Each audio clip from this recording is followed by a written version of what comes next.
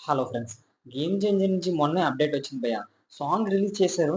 కాకపోతే చాలా మంది అభిమానులైతే డిసప్పాయింట్ అయిపోయారనమాట. ఎందుకు అని చూసుకున్నట్లయితే రొటీన్ స్టోరీ. అసలు ఒక పాన్ ఇండియా మూవీకి ఉండాల్సిన సాంగేనా అన్నట్టయితే చాలా మంది చెప్తున్నారనమాట. ఇది చూసుకుంటే ఏదే విధంగా ఉంటాయంటే ఎవడు సినిమాలో ఫ్రీడమ్ ఇది మాకే మాకే సొంతం సాంగ్ ఉంది కదా!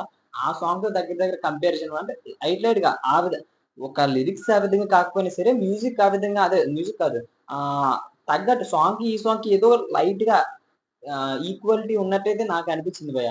ఇంకా ఇంకొద్దిగా ఎక్స్‌ట్రాగా పెట్టి ఉంటే ఇంకొక హై లెవెల్‌లో పెట్టి ఉంటే నాకైతే చాలా బాగుండేదని నా అభిప్రాయం భయ్య. ఇప్పుడు చూసుకున్నట్లయితే సాంగ్ బాగోలేదా అంటే పర్వాలేదు.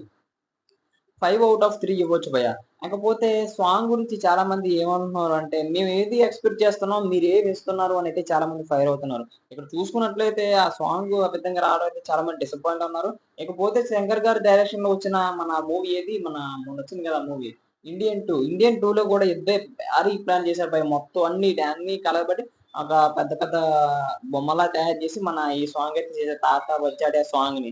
మరి సినిమా చూస్తే ఆ సాంగ్ కూడా ఏదైనా ఎఫెక్ట్ అయిందని చెప్పుకోవచ్చు. ఖచ్చితంగా చెప్పుకోవచ్చు. ఇప్పుడు చూసుకున్నట్లయితే ఇదే విధంగా మొత్తం ఆల్ ఇండియాలోనే ఉన్న ప్రతి ఒక్క ఆహ్, ఇది ఉంటది కదా!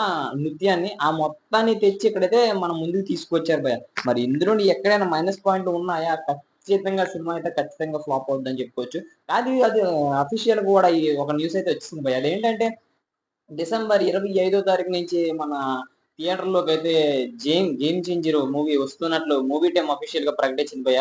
మరి ఈ న్యూసు చాలా మంది అభిమానులకు సంతోషంగా ఉండవచ్చా? లేకపోతే బాధాకరంగా ఉండవచ్చా? అనేసి ఒక్కసారి ప్రశ్నించుకోదగ్గ విషయం అన్నమాట. ఎందుకంటే డిసెంబర్ 6 తారీఖున 'పుష్ప 2' వస్తుంది. మరి 'పుష్ప 2' ఎఫెక్ట్ ఏమైనా దానికి తగులుతుందంటే ఫ్యాన్స్ ఈ విధంగా బాధపడుతున్నారు. తగులుతుందేమో అని బాధపడుతున్నారు. నేను చెప్తున్నాను భయ్య ఏమాత్రం తగలదు భయ్య. ఎందుకంటే దానికి చూసుకుంటే డిఫరెన్స్ ఇంచుమించు ఒక 20 డేస్ డిఫరెన్స్ ఉంది. అప్పటికే 'పుష్ప 2' లాభాల బాట పట్టేస్తుంది. నాకు తెలిసి అప్పటికే 'పుష్ప 2' గ్రీజ్ ఆ మంత్ కొద్దిగైనా సరే తగ్గుతుంది.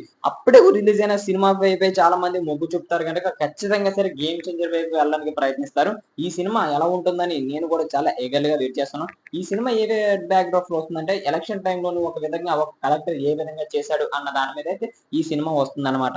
మరి ఈ సినిమా కోసం ఎంతమంది వెయిట్ చేస్తున్నారో ఒకసారి కామెంట్ చేసేయండి. Signing off. వద్దులే